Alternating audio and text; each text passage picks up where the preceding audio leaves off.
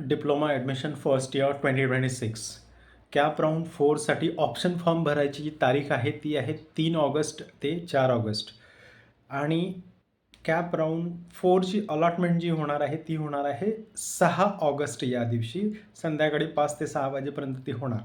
त्याच्यानंतर ॲडमिशन घ्यायचं आहे 7 ते 8 ऑगस्टपर्यंत. 7 ऑगस्ट आणि 8 ऑगस्टला कॅप राऊंड 4चं ॲडमिशन घ्यायचं आहे. लक्षात ठेवा, कॅप राउंड 4 हा शेवटचा राउंड है। कैप राउंड 4 के लिए आपको ऑप्शन फॉर्म भरना है 3 और 4 अगस्त को। इसका जो रिज़ल्ट आएगा यानी अलॉटमेंट जो मिलेगी आपको वो मिलेगी आपको 6 अगस्त को शाम को 5 या 6 बजे तक, और एडमिशन जो लेना है वो 7 अगस्त से लेके 8 अगस्त तक। लक्षात ठेवा, ॲडमिशन जर नाही घेतलं तर तुम्ही बाद होणार, तुम्हाला मिळालेली सीट निघून जाणार, हे आपल्याला सगळ्यांना माहिती आहे। कॅप 4 हा शेवटचा राउंड आहे, त्यामुळे आता ऑप्शन भरत असताना खूप काळजीने भरायची गरज आहे। कॅप 4 ये लास्ट राउंड है, तो काफ़ी केअरफुली आपको ऑप्शन्स भरने हैं। ज्या विद्यार्थ्यांना आतापर्यंत काहीतरी मिळालेलं आहे आणि त्यांनी बेटरमेंट केलेलं आहे त्यांच्यासाठी खूप महत्त्वाचं, लक्षात ठेवा, तुम्ही बेटरमेंट केलेलं आहे, आता तुम्ही उद्या म्हणजे 3 किंवा 4 ऑगस्टला जेव्हा ऑप्शन फॉर्म भराल तेव्हा तुम्ही अशाच कॉलेजेस टाकायच्या की त्याच्यापैकी कोणतंही कॉलेज आणि कोणताही कोर्स जर तुम्हाला मिळाला तर तो फायनल असणार आहे, तो ऑटो फ्रीज होणार आहे, कारण आणि तो फ्रीज करून ॲडमिशन घेणं गरजेचंच आहे। म्हणून आत्ता मिळालेली जी सीट आहे त्याच्यापेक्षा चांगल्याच कॉलेजेस आणि चांगलेच कोर्सेस तुम्ही टाका, लक्षात ठेवा। जर का तुम्ही काहीतरी असं रँडमली टाकून दिलं आणि तुम्हाला ते मिळालं तर तुमच्या आता जी हाती सीट आहे कॅप 3 पर्यंतची ती निघून जाणार। म्हणून सर्वांनी खूप काळजीपूर्वक भरायचा आहे फॉर्म।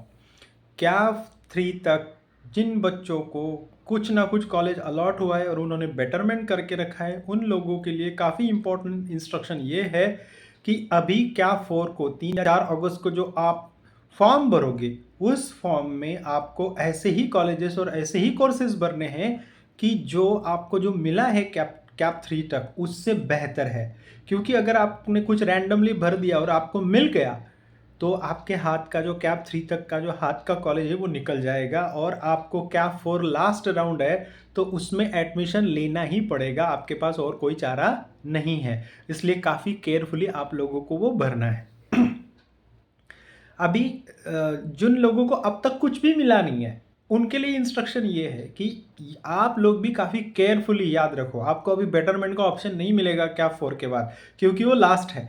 मग आपण अशा परिस्थितीत काय करायचं, ज्यांना काहीच नाही मिळालेलं त्यांनी काय करायचं, सुरुवातीला तुमच्या best of the best colleges ठेवायच्या, त्याच्यानंतर बेटर की बाबा हे नाही मिळालं तर हे मला चालेल, आणि त्याच्यानंतर something is better than nothing, म्हणजे कुछ तो मिला आहे, काहीतरी भेटलं पाहिजे आपल्याला, म्हणून असे कॉलेजेस टाकायचे। कारण जर का तुमचं इतर कुठेही ॲडमिशन झालेलं नाही आहे, 11वी 12वी वगैरे तिकडचे ॲडमिशन क्लोज झालेले आहेत, ITIचे ॲडमिशन जर का क्लोज झालेले असतील, इतर तुम्हाला पर्यायच नसेल आता, तर तुमच्यासाठी कोणतं तरी सीट मिळणं गरजेचं आहे, नाहीतर मग तुमचं वर्ष वाया जाऊ शकतं। म्हणून आपल्याला जर कमी मार्क्स आहेत, 50% आहे, 60% आहे, 70% आहेत, तर आपण सुरुवातीला सरकारी कॉलेजेस, त्याच्यानंतर एडेड कॉलेजेस, त्याच्यानंतर प्रायव्हेट कॉलेजेस, आपल्या सोयीच्या कॉलेजेसनुसार जास्तीत जास्त तुम्ही टाका, कारण तुम्हाला आतापर्यंत काहीही मिळालेलं नाही आहे, आणि काहीच जर नाही मिळालं तर तुमचं वर्ष वाया जाऊ शकतं जर इतर ठिकाणी तुम्ही ॲडमिशन घेतलेलं नसेल तर।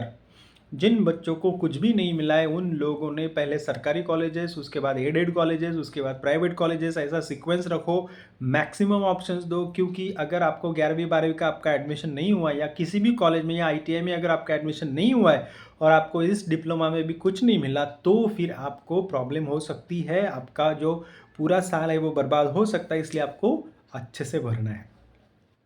आता सीट मॅट्रिक्स ही 2 तारखेला लागलेली आहे, म्हणजे वेकंट सीट किती आहे, कुठल्या कॅटेगरीच्या आहेत, कुठल्या ब्रँच आहेत, हे प्रत्येक कॉलेजचं डिस्प्ले तुम्हाला ऑनलाईन मिळणार आहे।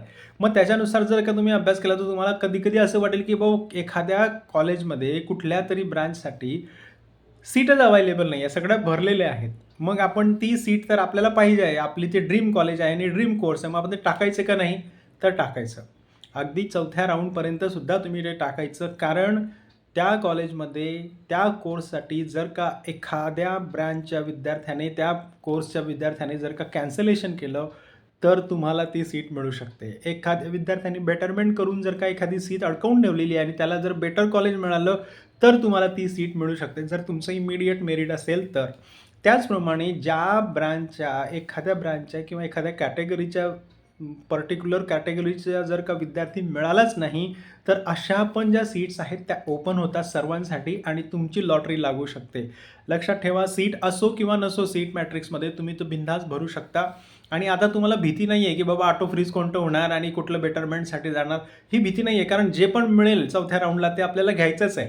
किंवा चौथ्या राऊंडला ज्या लोकांना काहीच नाही मिळालं परंतु कॅप 3 पर्यंत त्यांच्याकडे काहीतरी आहे, तर त्या ठिकाणी जाऊन त्यांना ॲडमिशन घ्यायचं आहे. सो लेटेस्ट राऊंडमध्ये 4th राऊंडमध्ये लक्षपूर्वक तुम्ही जे ऑप्शन्स आहेत ते भरायचे आहेत, जेणेकरून तुम्हाला काहीतरी मिळेल. अगर आपके ड्रीम कॉलेज में ड्रीम कोर्स के लिए कोई भी वैकेंसी नहीं है, फिर भी आपने वो ऑप्शन देना है ऑप्शन फॉर्म फिल करते समय, क्योंकि यू नेवर नो, किसी ने एडमिशन कैंसिल किया, किसी पर्टिकुलर कैटेगरी का बच्चा नहीं मिला, तो वो कैटेगरी की सीट भी आपके लिए अवेलेबल हो जाती है. ये आपके लिए इम्पॉर्टेंट इंस्ट्रक्शन इसलिए है कि कभी कभी लॉटरी का टिकट लेने के कारण लॉटरी लग सकती है. अगर लॉटरी का टिकट नहीं लिया तो लॉटरी नहीं लगेगी. इस जो फॉर्मूला है को आप अप्लाय करो और बिंदास जो भी ऑप्शन्स आपको चाहिए वो फिलअप करो. आता काही विद्यार्थ्यांचं असं म्हणणं आहे की EWS आणि TFWSच्या ज्या वेकन्सीज आहेत त्या जर का समजा विद्यार्थी नाही मिळाले तर मग ते इतर ओपन टू ऑल होतात का त्या सीट? तर नाही. EWS आणि TFWS ह्या सुपर ॲन्युरी म्हणजे एक्स्ट्राच्या सीट्स असतात. त्याच कॅटेगरीचा विद्यार्थी त्यांना हवा असतो आणि तो जर मिळाला नाही तर त्या सीट्स वेकंट राहतात. कारण त्या ऑन अँड अबव असतात. म्हणजे 60ची इंटेक असेल तर 3 TFWS असतील आणि 6 EWS सीट्स असतात. जर या कॅटेगरीचे विद्यार्थी मिळालेच नाही तर त्या सीट्स वेकंट राहतात, त्या तुम्हाला उपलब्ध होत नाही. परंतु काही NRI सीट्स असतात, काही ऑर्फनच्या सीट्स असतात किंवा काही मायनॉरिटीच्या सीट्स असतात की त्या ठिकाणी जर का विद्यार्थी मिळाले नाही तर त्या सीट्स सर्वांसाठी उपलब्ध होत असतात.